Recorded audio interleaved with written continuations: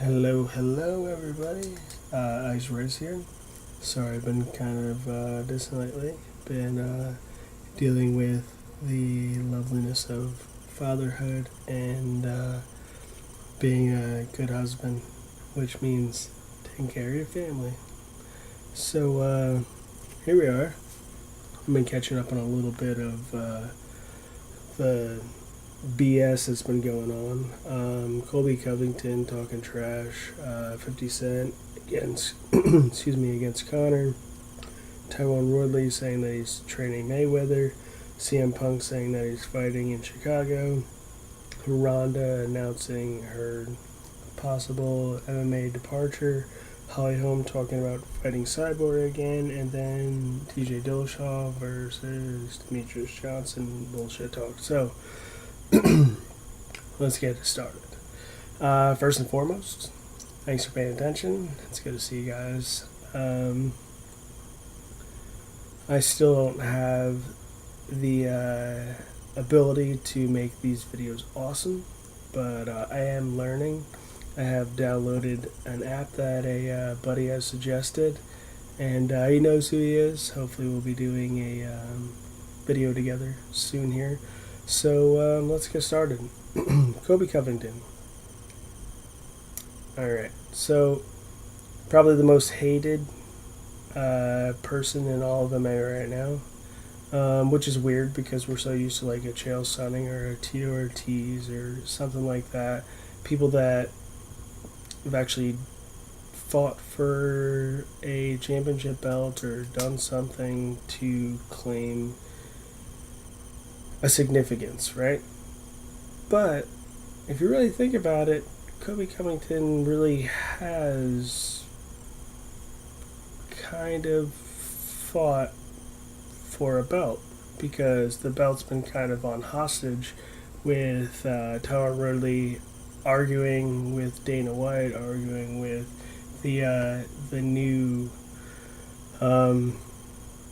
company, was it the IMG, GNA, whatever the heck it is, back and forth, and then he had surgery, but he wanted to fight Nate Diaz to push off a surgery. Like, there's been a lot of things with Tyrone Woodley. I love Tyrone Woodley. I really do. I think he's a great champion.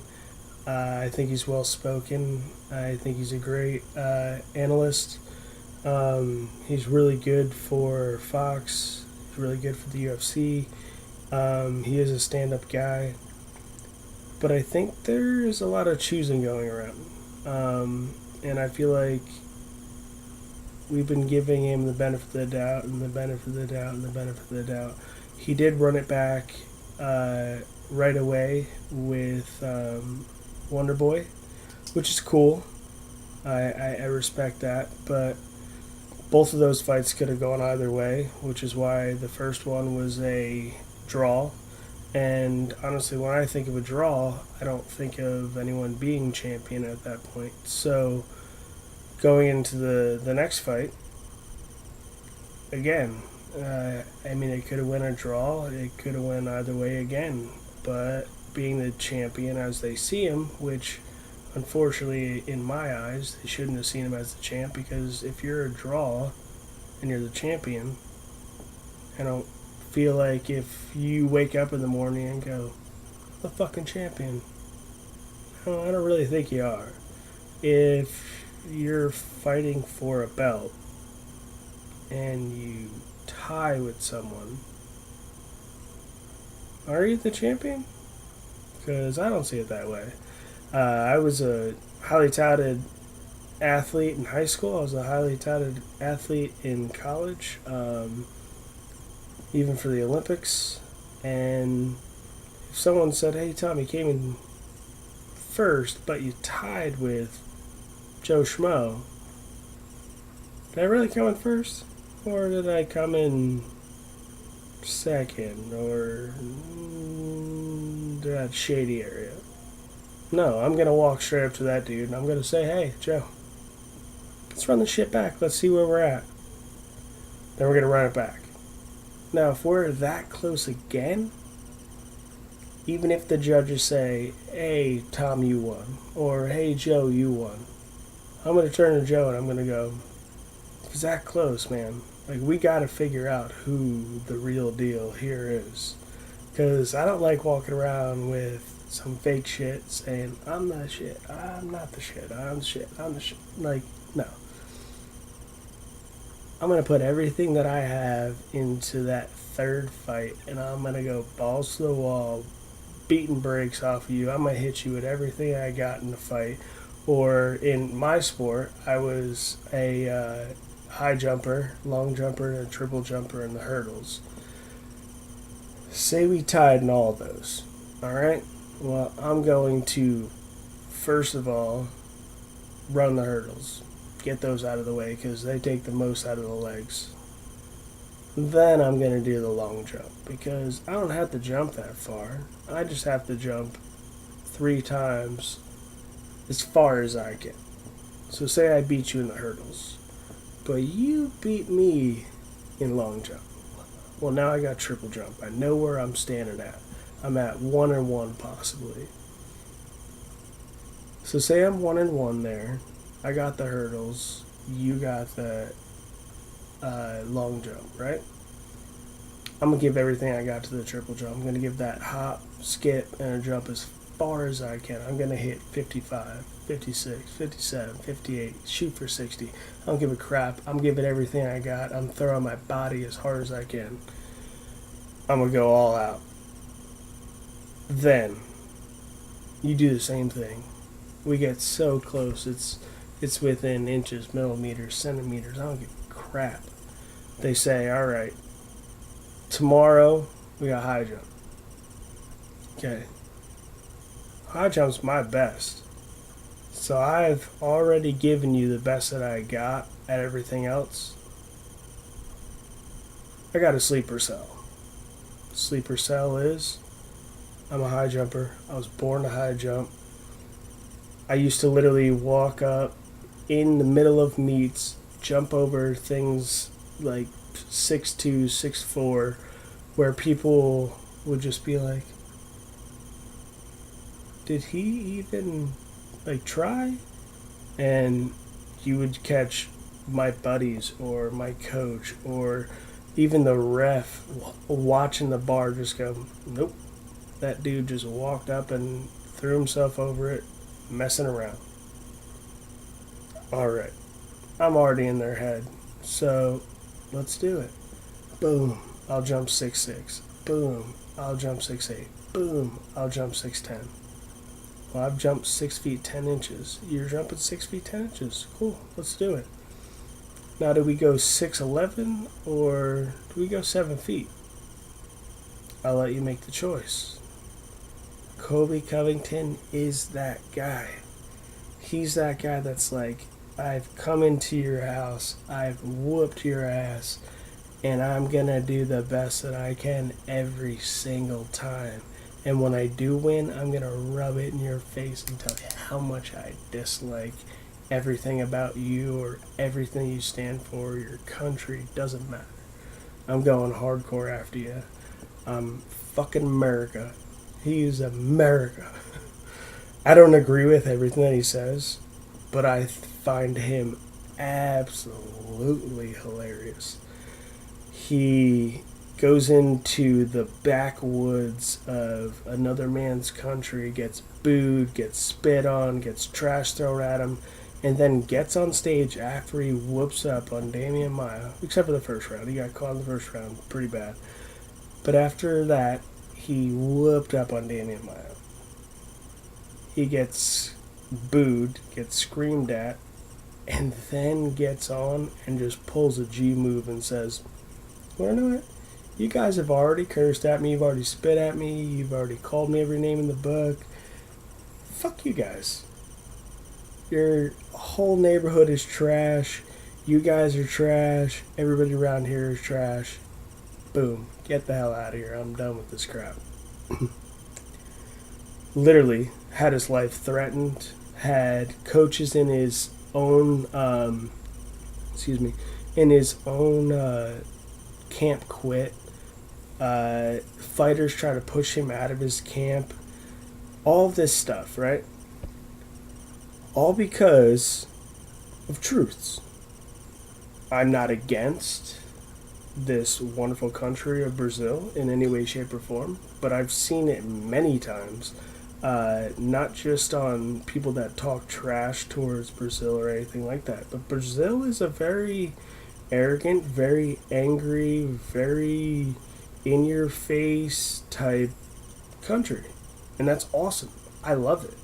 That's how it should be. That's how Americans should be, but we are such a melting pot of different ethnic backgrounds that we don't really know who to go for.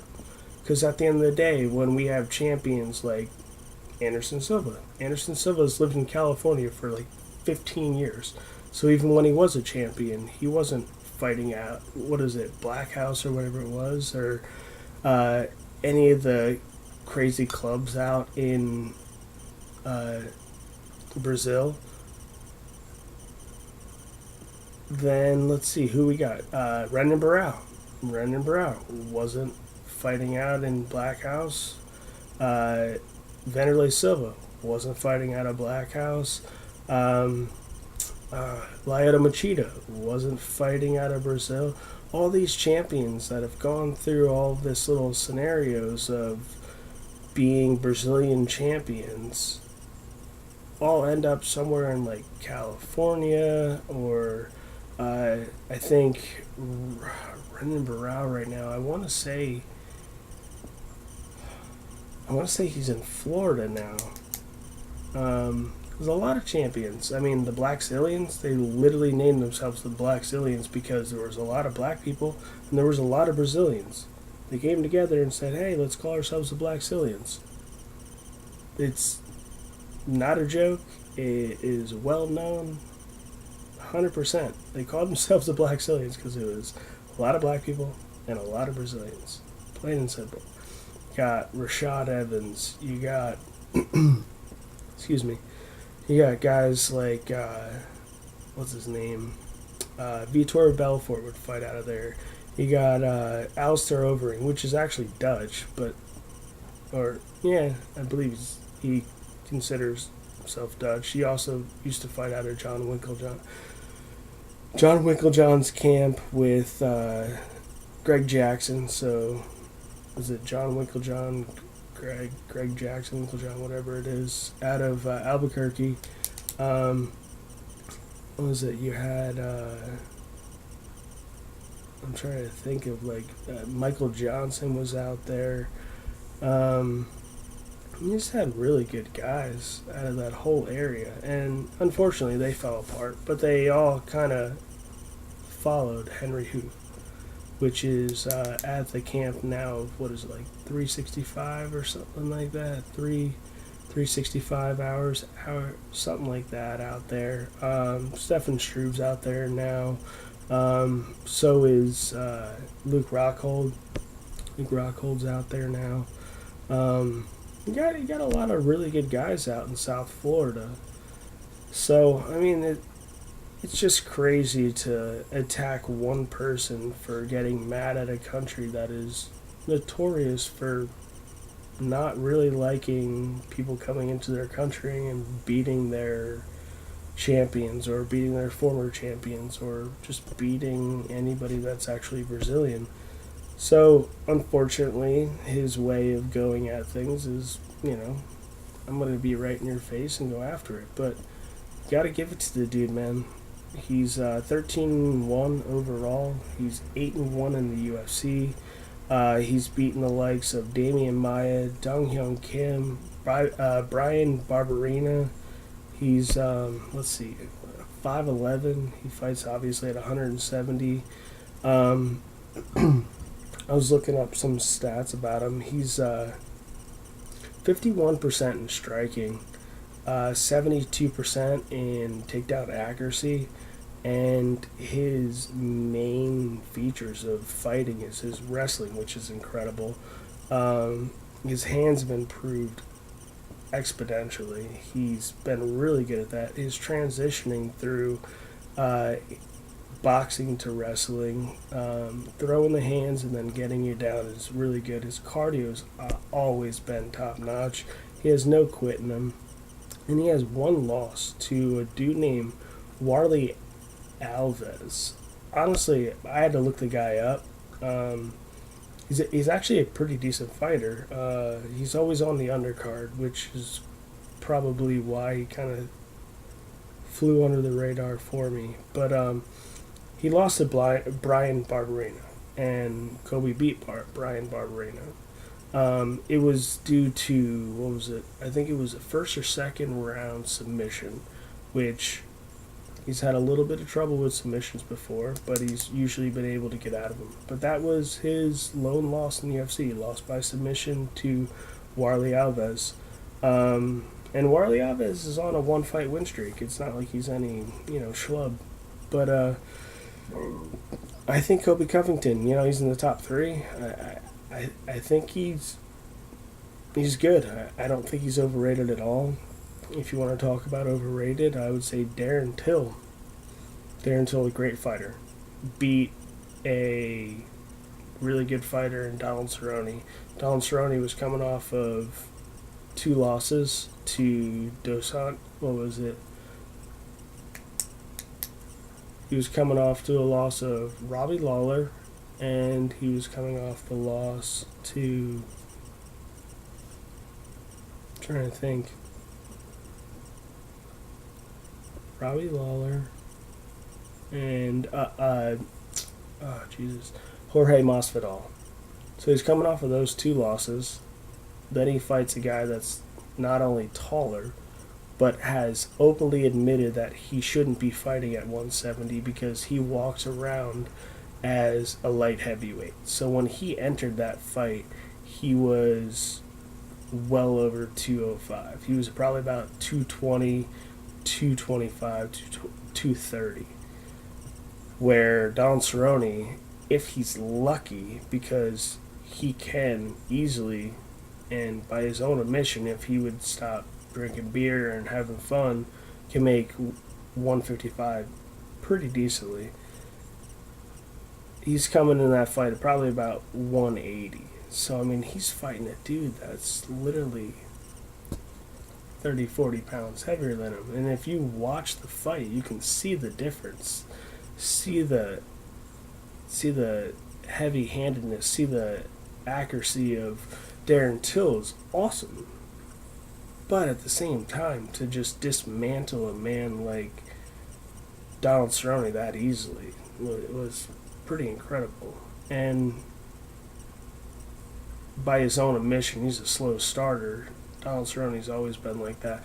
Honestly, I thought he was going to get pulled apart in his last fight against Yancey, but he stuck it in, he won the fight, and that's just simply because of his tenacity, his ability to usually take the punch and just keep on going with it. But that was a great fight to watch. I'm glad to see Cerrone get a little bit of fight back in him.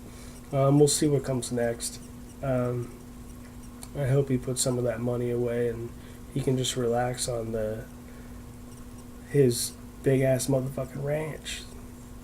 Other than that, we got a lot of stuff going on lately. We got 50 Cent versus Conor McGregor going on like crazy, which is, to me, just baffles me. 50 Cent came out with this huge racist comments the other day, and honestly, it made me, like, I don't even want to throw 50 Cent's name out there because it's super racist.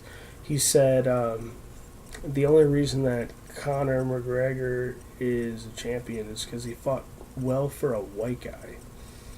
And he doesn't want to fight any of those black dudes because those black dudes got that extra chromosome or that extra, oomph or something like that. And I literally stopped the video and swiped left. I didn't even want to hear it anymore. I thought that was just ridiculous. To say something that ignorant and that stupid just set him back. And not only him back, but anybody that would be willing to fight for, to me, black rights in any way, shape, or form. How could you say something like that? Yeah. You're only a good champion because you haven't fought black people? Like, what? I mind blown. I don't even understand it. I think it's the most ignorant thing I've ever heard, and I, yeah, we're gonna move on from it. Connor kept on saying this joke about 50 being 50, 50 shut up. 50's obviously not 50, he's actually 43. And then 50 made a joke about Connor being over the hill. Connor's 29 years old. The dude's worth over $100 million from fighting Maywether, and he doesn't have to fight if he don't want to. I think 50 needs to shut up. How you gonna talk to a professional mixed martial artist and act cool? Like, I get it, you've been shot. I think it was 9 times. Well, you have a 29-year-old that can hit you 9 times and make you forget your last name. And just in case you don't know it, I believe it's Jackson. Curtis Jackson. So you might want to relax on that. I don't think your bodyguards are going to be able to hold up against Conor McGregor's bodyguards because they're all mixed martial artists. So I think you might want to relax on your little standpoint. And even after Conor McGregor talked shit about you, he even said, "I'm actually really a fan of 50 Cent's music, and I even walked out to his song and listened to it right before his Madison Square Garden fight, and it was the I Run New York fight." So I think you really need to kind of relax with that whole situation. And then to touch base on the whole Mayweather thing, Tyrone Woodley has come out saying that he's training Mayweather now for a possible MMA fight, which if he was to fight in MMA, I'm pretty sure he's going to be signed to the UFC because of the whole Mayweather versus McGregor fight. And then on top of that, CM Punk, just out of nowhere, just released a statement saying that he'll fight at UFC 225 in Chicago, which, from anybody that is interested in the fight, as far as analysts go, is the number one pick for a Mayweather fight because they're both very young in the sport and haven't trained very long. They have no idea what they're really doing, even though CM Punk tries to pretend like he does. We saw what happened against Mickey Gall. It didn't seem like he had any fight whatsoever when it came to that. So, for me, that would be 100% my pick for CM Punk versus Mayweather. That'd be gold. That would be MMA gold. That would be amazing. I would buy it just for that. And I'm pretty sure I'm not the only one. Rhonda Rousey, on the other hand, just announced pretty much 90%. She was kind of loose-lipped about it, but I'm thinking 90, 95, 98% done with MMA from a statement that she just made. Obviously, the new signing with the Wrestling Federation, and she went on to talk a little bit about how the only reason that she took the Amanda Nunes fight was because Dana made her an offer that she couldn't refuse. He offered her a lot of money, so yeah, I don't blame her. Unfortunately, she didn't come back like the Rhonda that we know, and she didn't look like the Rhonda that we knew before that with the Holly Holm fight. I think she got Hollywood. I don't think she was training properly. I don't think she should be with the same trainer that she's been with. What's his name? Faraz? Not Faraz. I forget the guy's name, but you saw a decline. As soon as Travis Brown met her and took on her coach, you saw a decline. It was like, boop, mirror. There it was. Unfortunately, that's how the fight game goes, though. We're always going to blame somebody. He could be the best coach in the world. I don't know. But from what I've seen out of Rhonda lately and what I've seen out of her now husband, Travis Brown.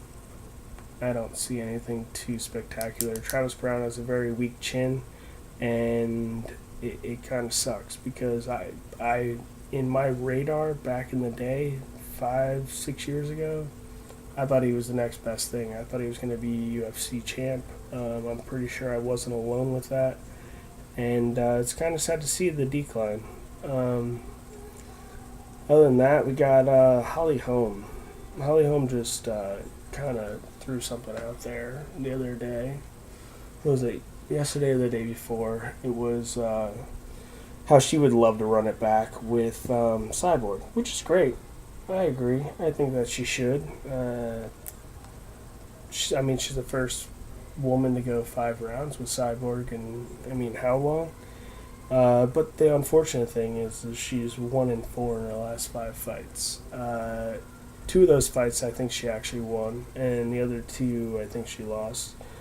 Obviously, she lost the Miesha Tate fight, which is 1.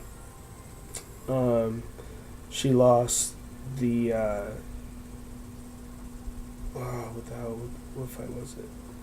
Or she was, I think she could have won. It was kind of like an in between of the Shevchenko fight, and then obviously she lost the Cyborg fight. But I also think she should have won the Durandamy fight. So what was that one? So she's won 3 in the last 5. I'll have to look it up, but I think she needs 2 wins at 145. I think they need to, the UFC, in order to hold on to Cyborg, I think they need to pack up the 145 division and not make 135 fight 145. We've been dying for people to fight at 145 to fight Cyborg for a long time. Well, we have her now. She has 2 fights left in the UFC. Let's freaking go. And then Amanda Nunes announces her fight against Raquel Pennington. Raquel Pennington deserves it. I have no problem against that whatsoever. But now we just put one of the biggest female fights ever on the back burner. So Cyborg wants to fight Megan Anderson. Megan Anderson's a beast, and she's a true 145. She's tall, she's lanky, she's good in all aspects, especially on her feet, her back. Like, she's a diesel woman. So what happens if Cyborg loses the belt? Well, now we just lost one of the biggest super fights in women's MMA history ever because you want to put Raquel Pennington in there to possibly maul and kick the crap out of Amanda Nunes, and then Cyborg possibly get the crap kicked out of her by a true 145 pounder in the name of Megan Anderson. Like, I think the UFC really, really fucked up here. And it sucks because in my lifetime, I would have loved to see number 1 pound for pound best woman and number 2 pound for pound best woman go head to head and go after it. Now, if they both win, Jesus. Talk about one of the biggest UFC MMA, women's MMA fights ever. Oh, God. But Amanda Nunes has to beat Raquel Pennington, and then Cyborg has to beat Megan Anderson.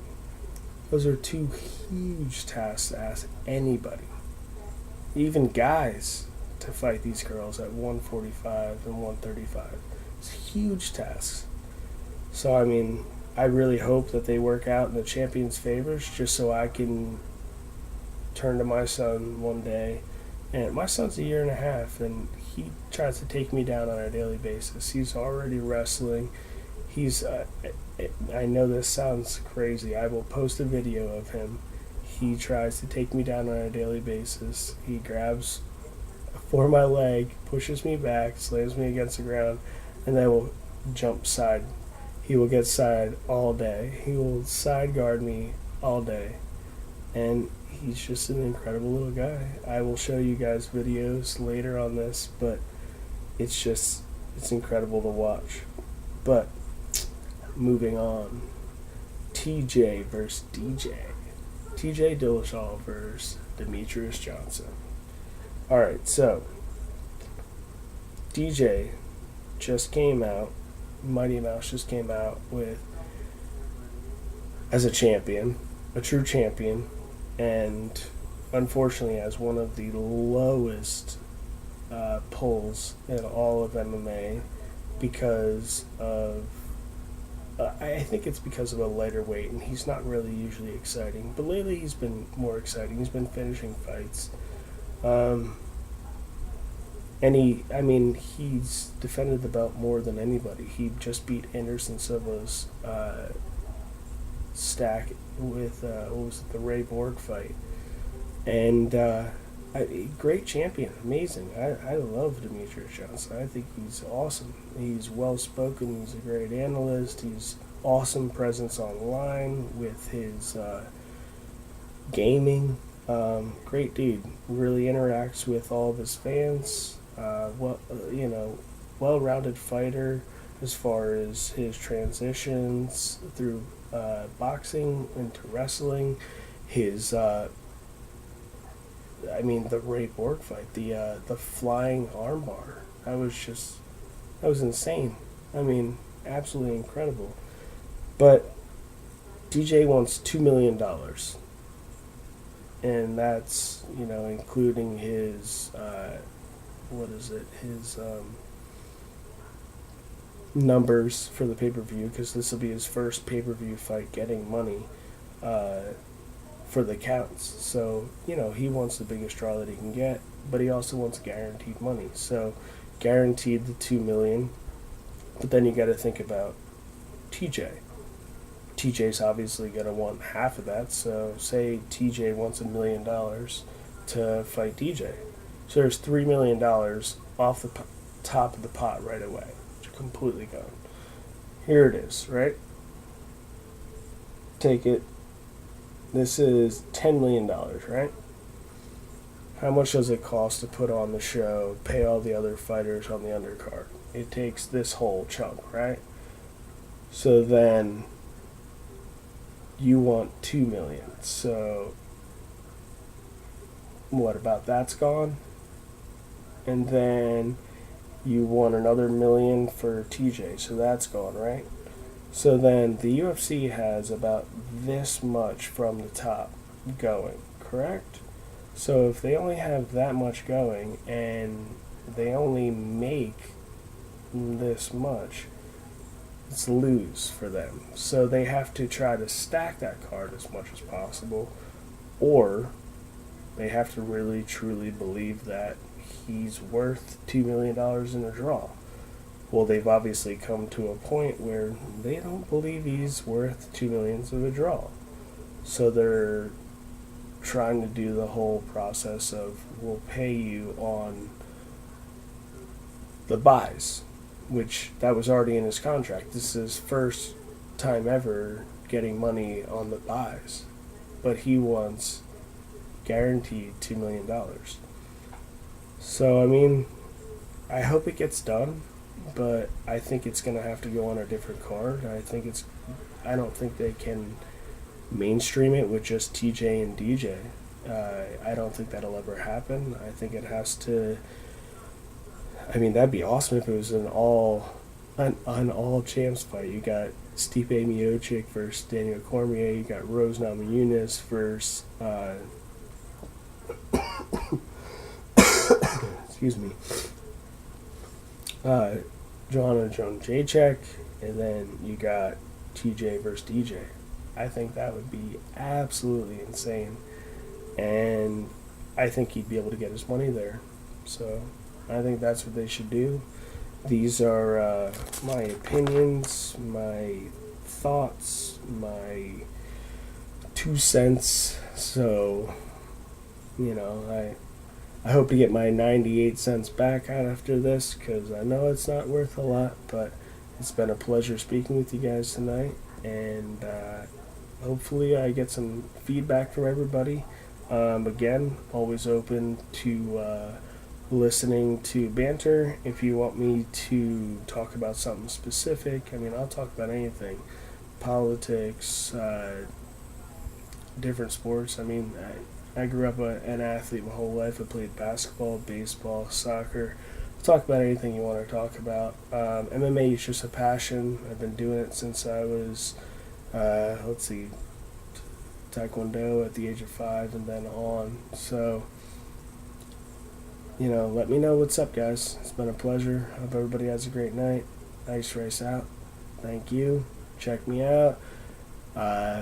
Pass me around. Share it. I'm open. Thanks a lot, guys. Have a good one.